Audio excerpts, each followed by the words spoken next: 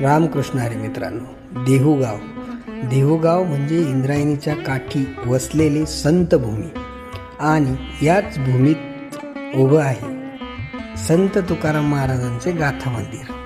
गाथा मंदिर म्हणजे फक्त एक मंदिर नाही, तर संत तुकाराम महाराजांच्या अभंगांचा जिवंत ठेवा आहे. येथे संत तुकाराम महाराजांनी रचलेल्या तुकाराम गाथा ग्रंथ स्वरूपात जतन करून ठेवलेला आहे.